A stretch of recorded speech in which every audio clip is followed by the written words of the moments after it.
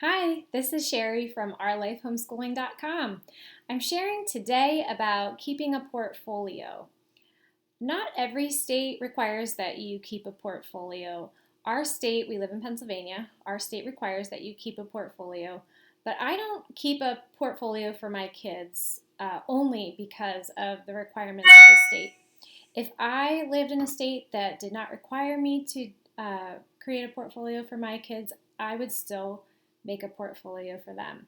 And I'm going to share a little bit about that today. I think there are three main benefits to keeping a portfolio for your kids. And the first one is really just for the kids. I keep a portfolio for them because when I see them look at their notebooks from previous years, the first thing that I see them do is, oh yeah. And then I see their eyes light up and they are just remembering all the places they've been, all the books they read, all the things they studied, the projects they made. And it's something that really gives them a sense of pride in what they have done, and just kind of takes them back to where they've been. And I just think that having those notebooks year after year is something that helps them to see how much they've done and really is a boost for them. A second reason that I keep a portfolio is for me. And this is a big one. I think keeping track of what your kids have done really is a confidence booster for the mom. It has been for me. Many times at the end of the year, I'll be just looking at what we've done. And, if you've been homeschooling for any period of time, you are going to have days where you are discouraged, days where you feel like you just do not measure up to what everyone else is doing, or that perfect homeschool mom that you've met on Pinterest or whatever. You're going to have times where you just really doubt yourself.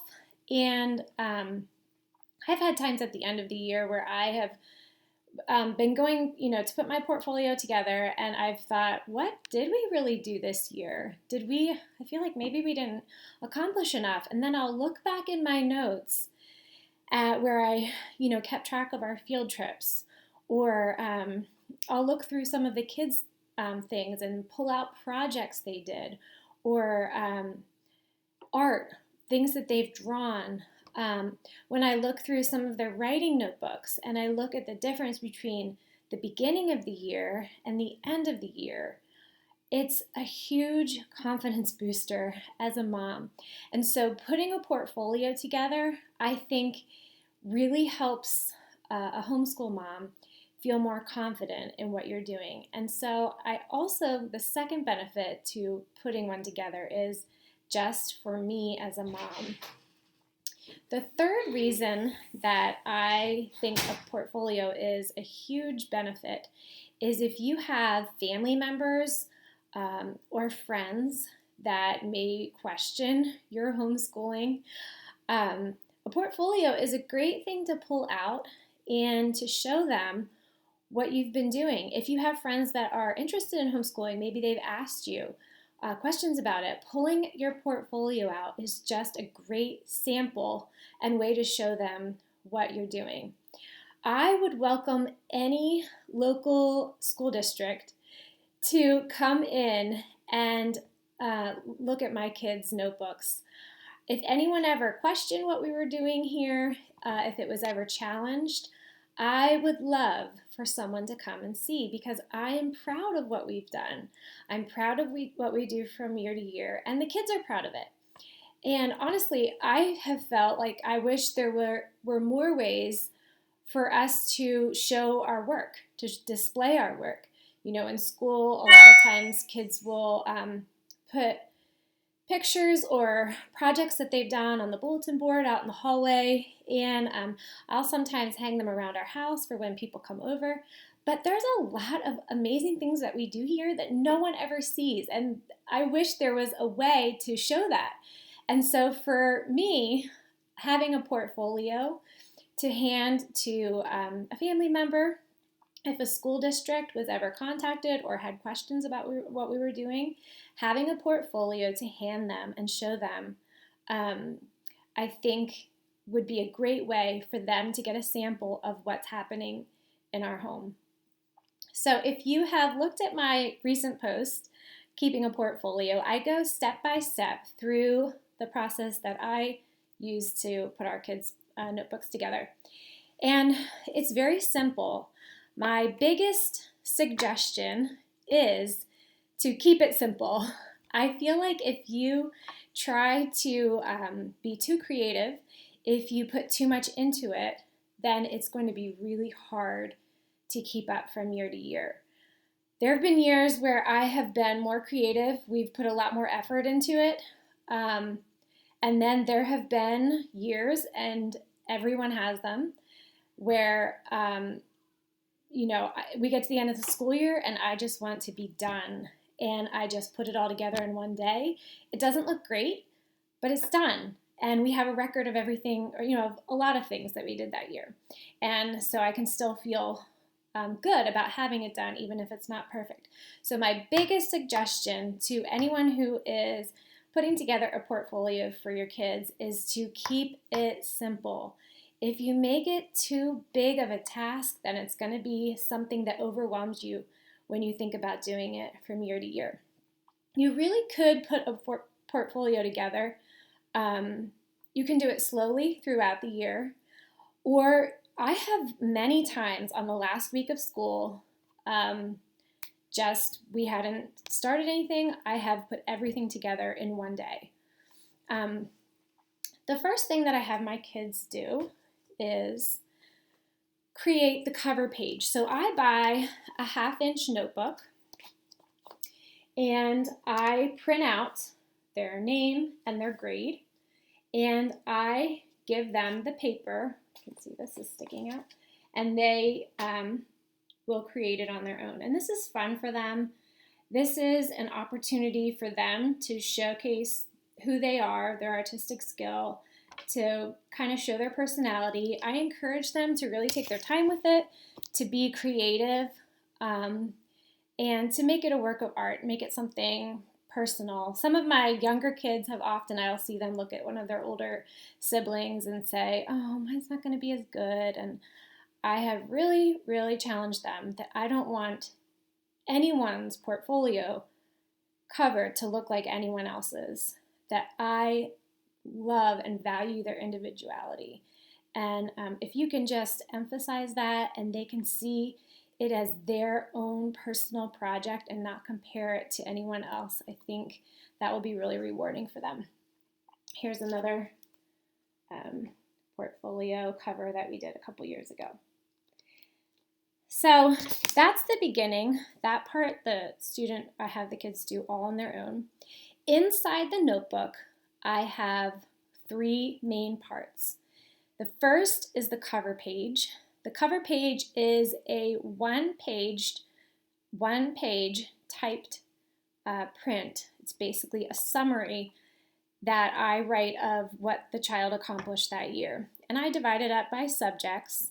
I work really hard to keep it only one page. A couple years I've gone over a page, but if you start going over and start doing too much, it's going to feel overwhelming, and you're going to realize how much work you're starting to make for yourself. So I try to keep it to a page to keep it simple.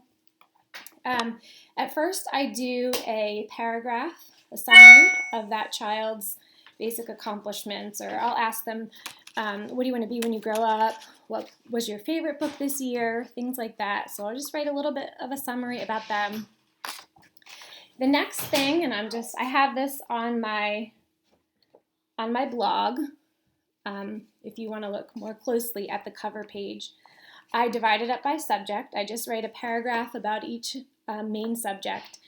I look through their textbook or through whatever books they were reading for that year, and I just write just a little description about what they did in math, what they did in language, what they did in science, what we studied together in history for that year. At the bottom, I like to keep field trips, and I include the places that we've gone with our co-op, things that we've done, educational field trips that we've done like as a family. I'll include those. The second page in the portfolio that we keep is a book list. And for our book list, I have the kids keep their own, you can see this, I have them keep track of this throughout the year. And this has been a habit that they've had to work on doing. Some years we would get a couple months in and I would realize, oh, you are not keeping track of the books you've been reading. So we'd have to sit down and try to remember them all. But they've gotten better, and as they get older, they get better. I think this is a really valuable skill to be practicing. Even as an adult, I keep a daily planner just for our family's calendar. And I will list, when I write a book, I will list in the back the books that I've read for that year. And it's nice to go back and remember what you've learned and some of the places you've been through your books. So the second thing is a book list. And then the final thing, the most important thing, is a collection of the child's work. I'm not going to show you a picture of that because I think it's pretty self-explanatory. Picking one sample from the beginning of the year and a sample from the end of the year is sufficient. If you want to put more than that in, then that's fine. So maybe picking something from the beginning of the year of their writing, and then something that they've written at the end of the year, also for math, all the main subjects. Maybe if they had some special projects that they put together, I like to put in like a book report, a research paper, sometimes in science, any science experiments or science projects that they worked on. A last thing that I do, and this I would include in the part about their collection of work, is to stick in the pockets of our notebook plays, orchestras. Our kids have been in like a track and field. Anything that you have a certificate from, any kind of experiences, they've gone to like summer camps and gotten certificates for those. That's a nice thing to put in there. It's just a visual. Some of my kids have made their own little booklets it's just their thing, I guess. So I'll stick those in there. Anything just unique that showcases who that child is and, you know, who they were that year and what they were interested in. So those are the three parts of the inside of our portfolio. And I want to emphasize again that I think the most important thing is keeping it simple. Your child is going to love seeing their portfolio at the end of the year, and I think it's something they're going to really take pride in. So I hope this is helpful for you. If you enjoyed this video, please like and subscribe.